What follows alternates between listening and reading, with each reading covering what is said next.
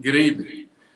I'm Marvin Latchler, CEO of Boys and Girls Clubs of Albany, and I want to welcome you to our final installment of our Black History series that are featuring HBCUs from around the country. We all know the important role that HBCUs play in the education of African Americans throughout this country and around the world, quite literally. Graduates from these universities and colleges are literally shaping the world. If you look at our current Vice President Harris, who went to Howard University, that is a tremendous shot in the arm for us. And to think about the path of where we've been and where we are today is truly insurmountable. Today we got a special treat for you. We got a trailblazer that is going to be talking with you all tonight.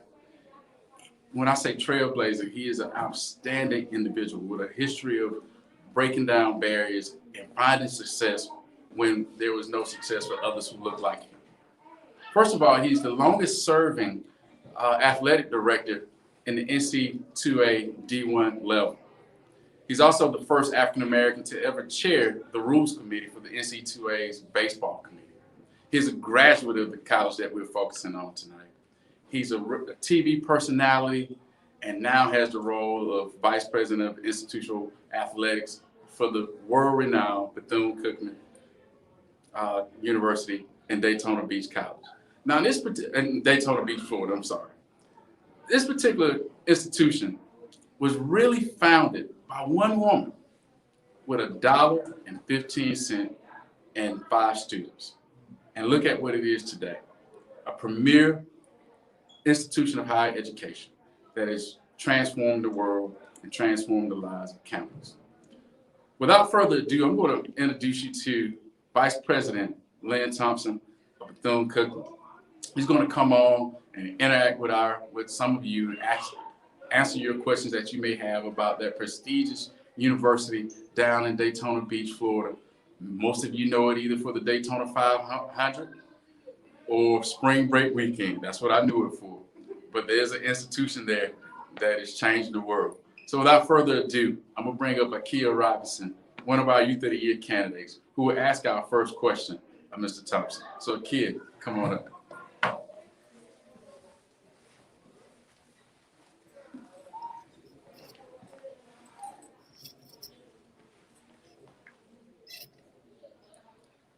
Good evening.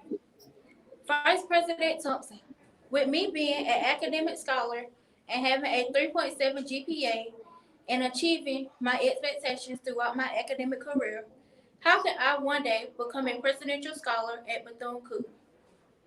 Well, I think, first of all, congratulations, Akia. You are well on your way to more than one of the steps being achieved to becoming a presidential scholar at Bethune-Cookman University.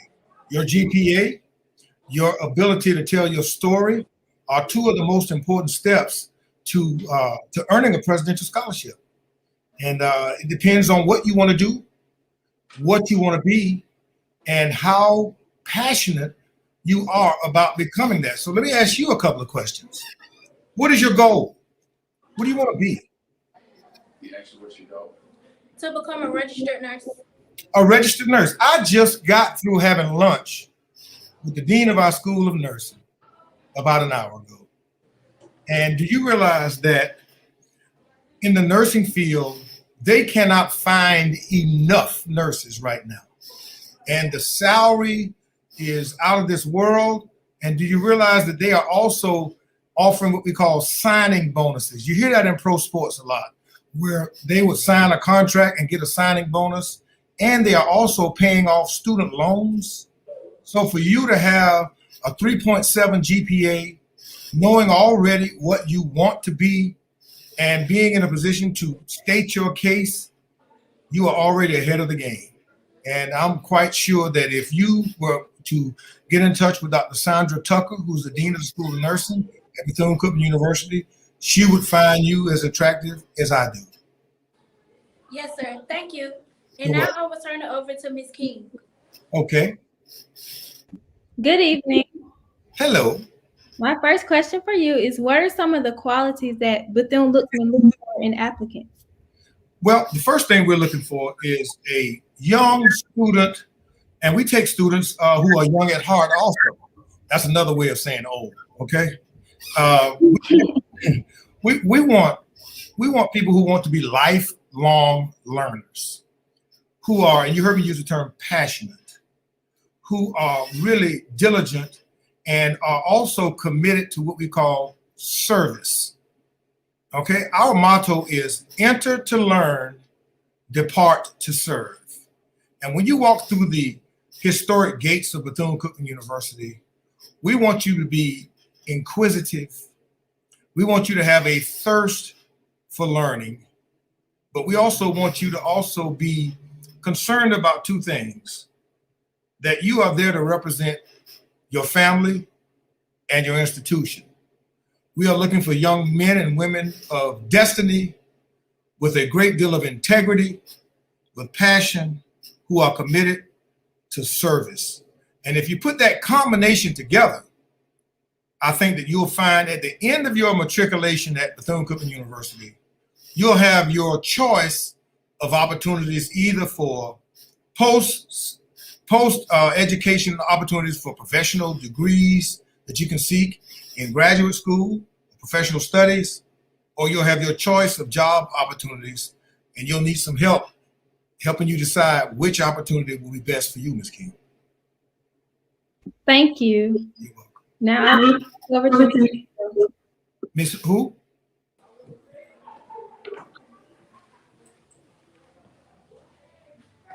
Good evening again.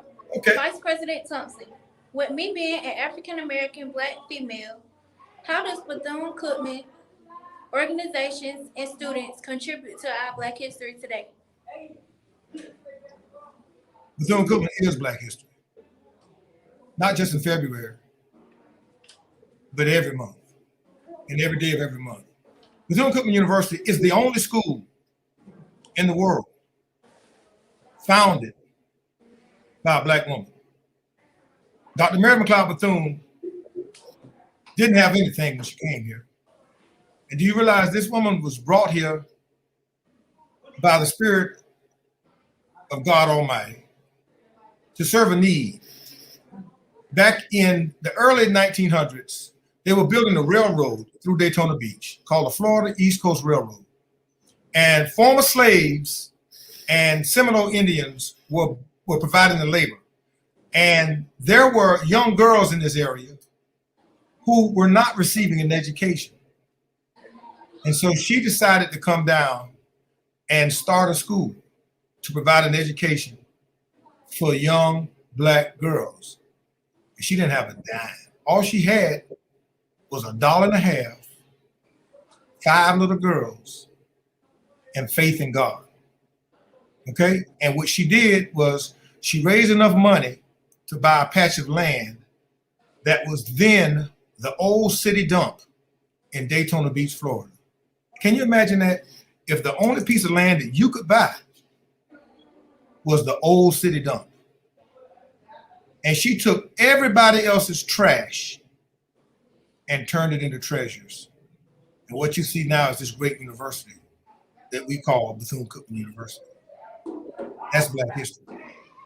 And we live it and we love it every day. Did that answer your question? Yes, sir. Thank you. And now we will turn it back over to Ms. King for our last question. Okay. my last question for you is, what are some of Bethune-Cookman's efforts to maintain excellence on the campus?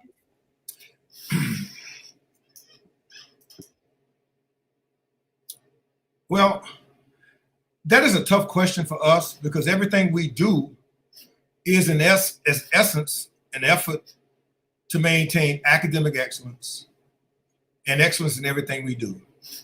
Our core values are called FIRST, F-I-R-S-T. First means faith, F, integrity, respect, service, which is the S, and a thirst for learning is the T. And so in that, we pull out of that our mission and our vision. But Bethune-Cookman University is led by what we call Dr. Mary McLeod Bethune's last will and testament, which is one of the greatest documents ever written in the Negro experience. And I would challenge you to Google that, okay? And I want to make sure you do that. And I wish somebody, one of your friends could Google it right now, because it says the first thing she does, and can you imagine this, that people, when they get ready to die, they either live, you know what a will is? When somebody's going to leave you a will. And what she did was she wanted to leave her people something. And she left what we call the last will and testament. And most times when they read a will, you go there to find out how much money somebody left you, right? Well, she left people something far more valuable than just some money and some buildings. Yes, she left a wonderful school, but she left a challenge to her people. And it started off by saying, I leave you love. Love builds. It is positive and moving.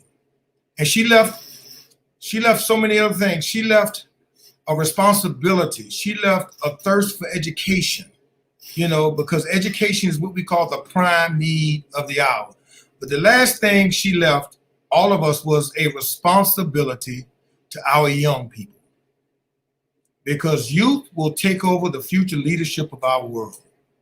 And that's people like you. And so everybody at this great institution respects the future of the next generation. And it is not our job at this great school, it's our ministry. And a ministry is far more different than a job. Just like Mr. Laster is there with you today. Now, he could make more money doing something else. But see, working with you all is his ministry. And it's something he's been called to do. And so everybody at this great university has to take the time to pour into people like you. You know, we have to do that. Why? Because Dr. Bethune instilled that in all of the students, the faculty, and the staff of this great university.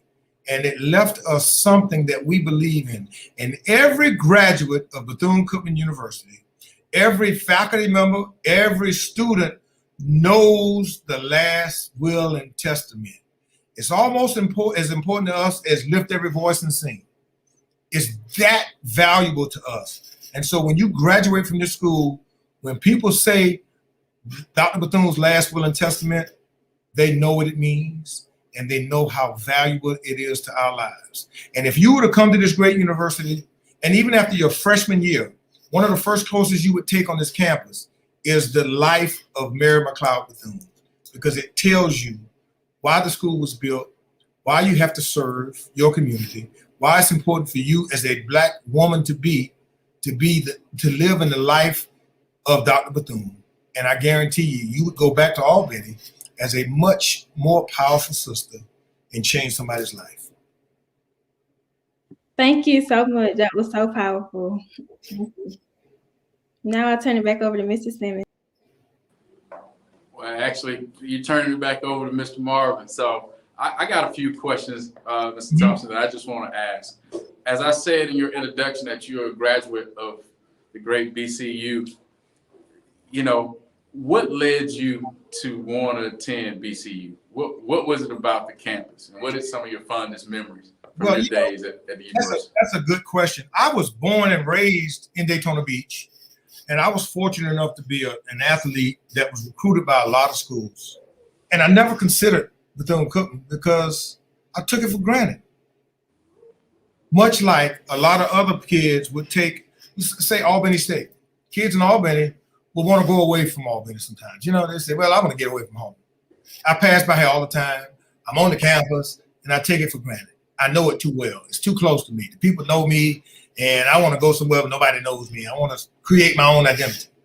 Well, the football coaches recruited me, and they came to my house, and they told me some things about the school and how proud it was and how it could change my life.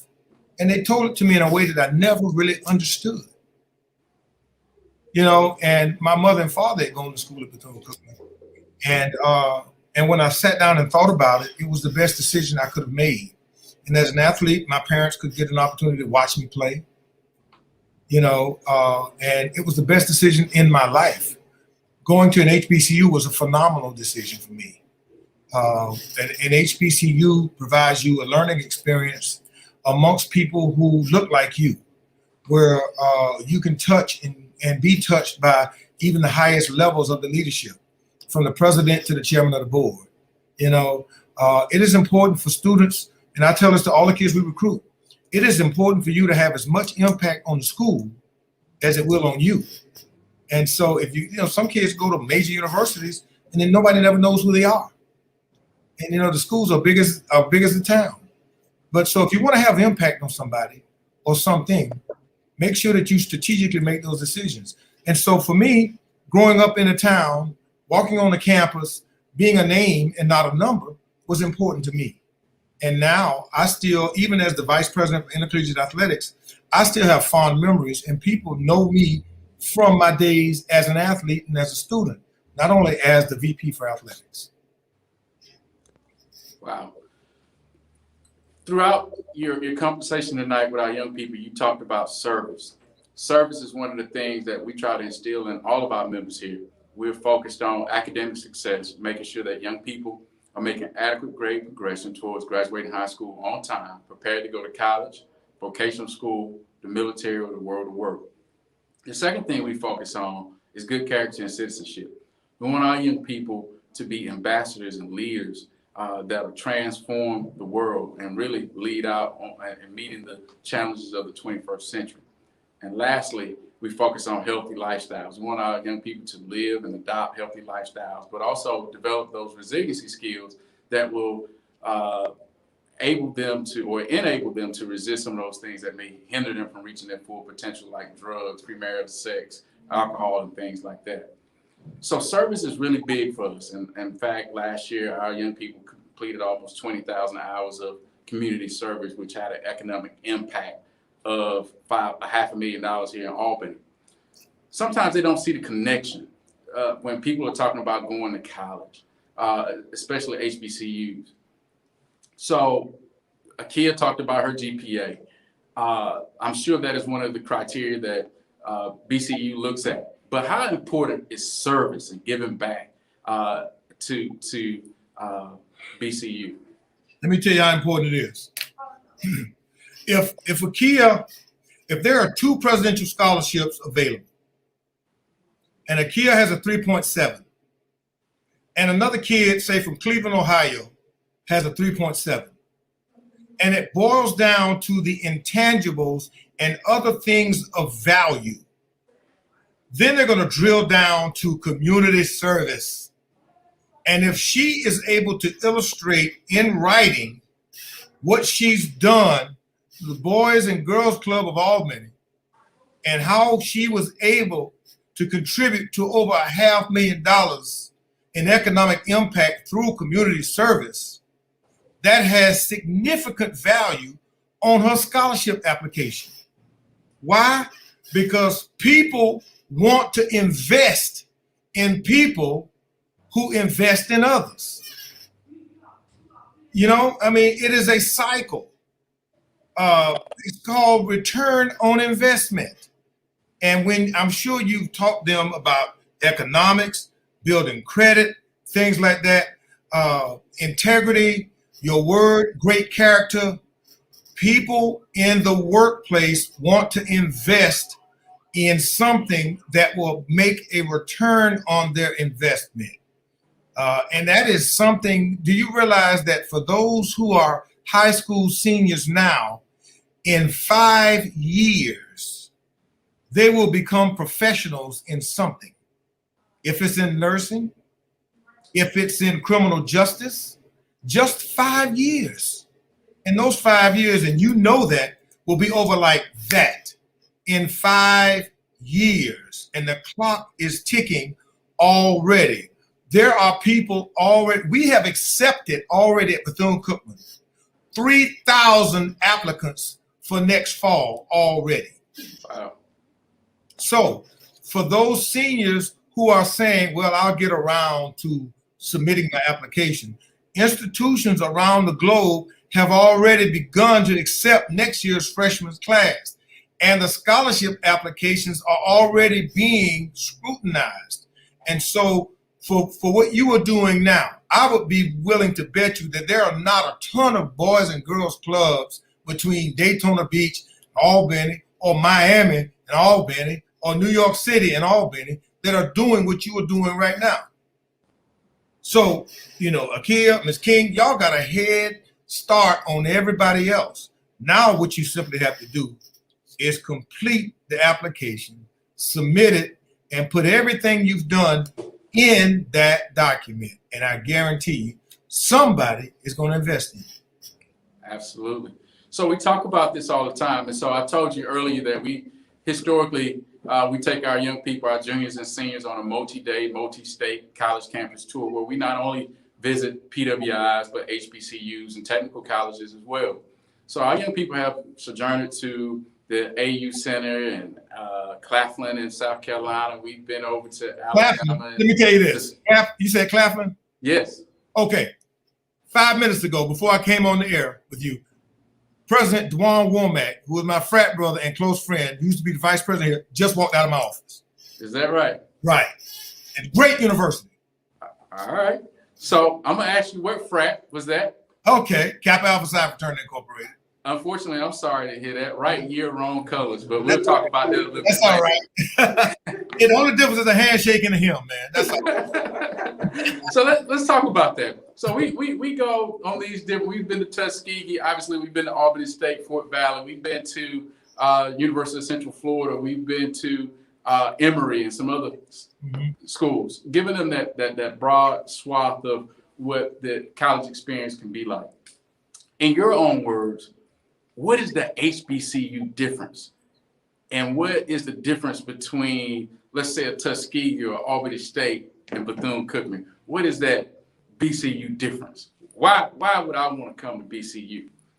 Well, let me tell you this. See, now you're getting me into a recruiting spiel because athletically, you know how good we are athletically at Bethune-Cookman. I think Jackson State, who was on last week, going to have something to say about that this year. Really? Ask Jackson State what happened to them last year. Okay. Well, we're joining the SWAC, with this year. With that, we'll be right. SWAC, FAMU, Bethune. We're leaving the MEAC after 40 years, and we'll be members of the SWAC. And we're so happy about becoming members of the SWAC. We're excited about it, and it's going to be some great battles with Jackson State, Southern, Bama State, and others. But let me just tell you this about Bethune-Cookman and what separates us from other universities. First of all, let me just say this. I don't care, all the universities you named, right? From UCF to Emory to Tuskegee to Bethune-Cookman to Jackson State. I don't care where you go, which one you named.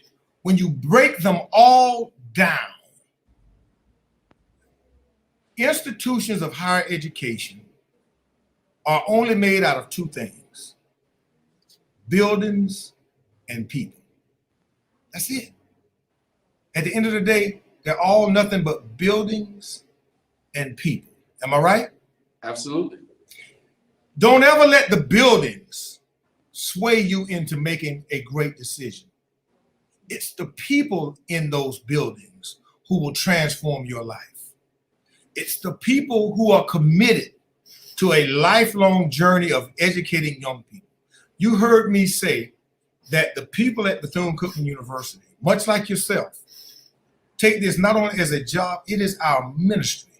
You got to be called to do what we do. Am I right? Absolutely. Some of us will even pay to do it rather than take the meager salaries that we get. We've been called to do it.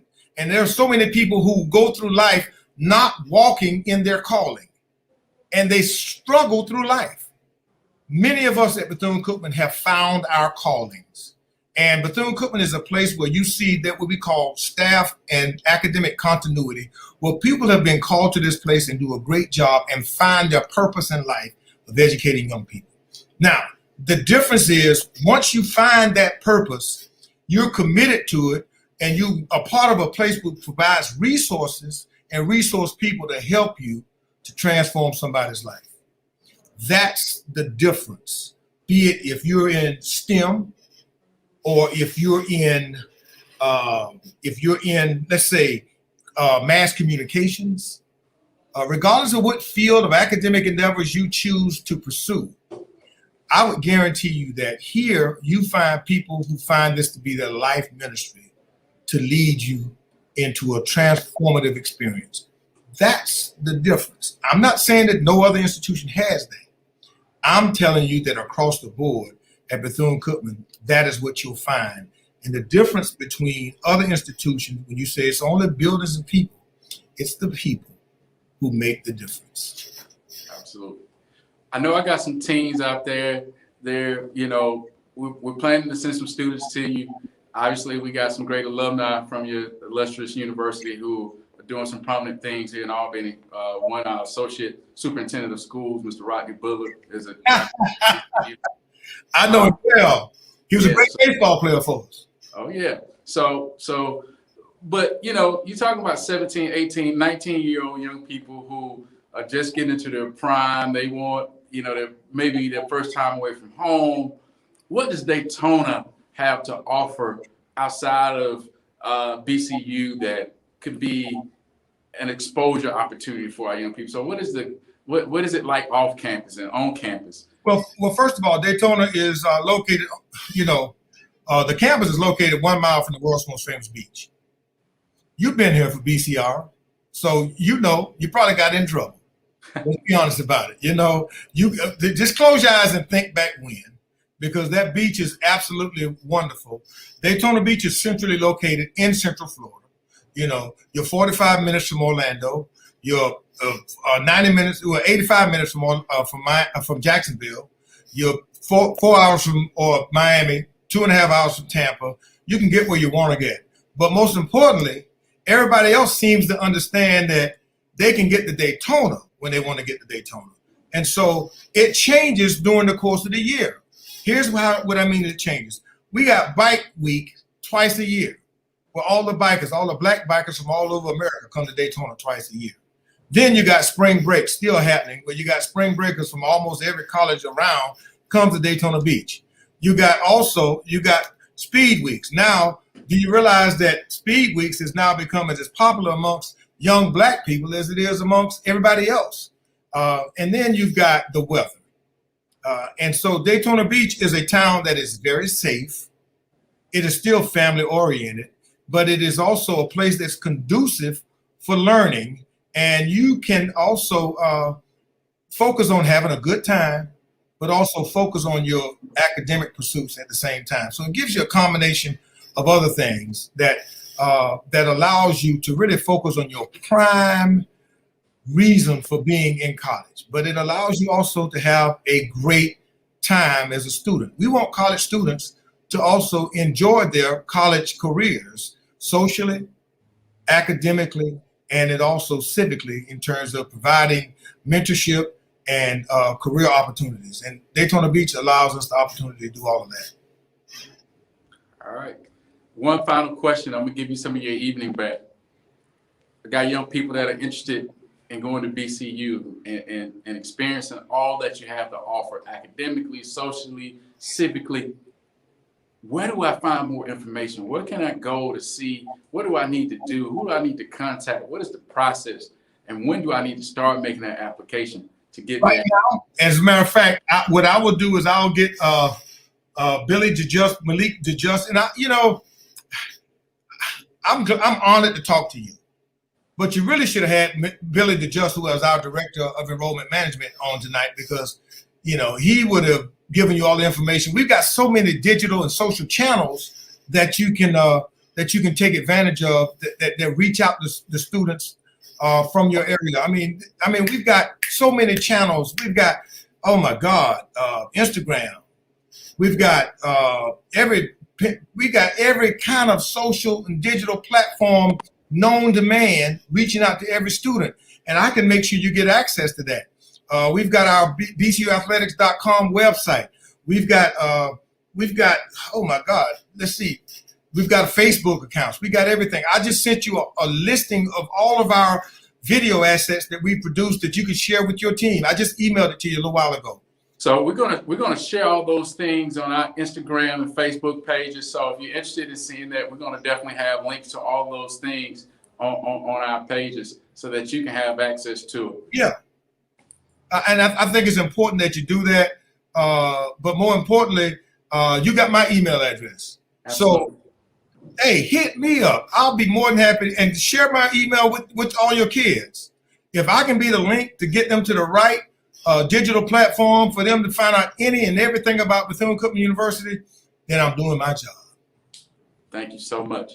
This is the culmination of our Black History series. In fact, if you heard some noise in the background, we have about 60 teens in another room who just finished dinner and a Black History program that they put on for themselves.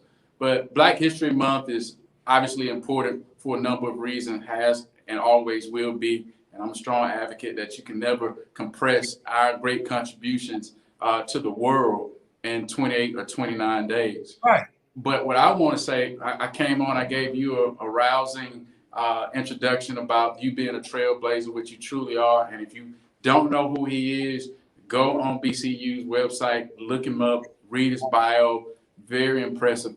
But if you would, as we end this series, would you just give our young people in the world just your some thoughts on the importance of Black history and the journey to continue in the footsteps of our ancestors, including Dr. Bethune? Yes, I will. And I think it is so important for all of our young people, and I say this to my kids, and now I have a granddaughter, that you have an awesome responsibility to be in a position to create your own chapter in our brilliant and wonderful history. You were born of kings and queens. You are royal. You are more than conquerors. And you have in your DNA a sense of regalness and power. Now, what you do with it is your choice, but I guarantee you this, that you were given your name as a birthright. You were given your sense of dignity, and you were prayed over. You were prayed over so many times. And there were people who made sacrifices for each of you to be in a position that you're in now. And what you do with your life, and this life, and your parents said that you were a gift from God. But what you do with your life from this point forward will be your gift back to God. And I promise you that the investment that people are making in you now is a small token of the investment that you're going to make in somebody else's life. So live and go out and be great. Give yourselves permission to be great. And I guarantee you that your chapter that you are writing in Black history will not be a comedy, and it certainly won't be a tragedy. It will be a classic that folks will read for generations to come. Thank you so much for those powerful words. Hey, listen, as I said earlier, this is culminating a great month and a series of great institutions that we've highlighted, from FAMU to Jackson State to Stillman and now Bethune-Cookman. Listen, our next steps, if we were not in a COVID-19 environment, our next steps would be our young people, our teens, many of who are in this building tonight or watching online or even participating in some of the questions that we've had over the past several weeks.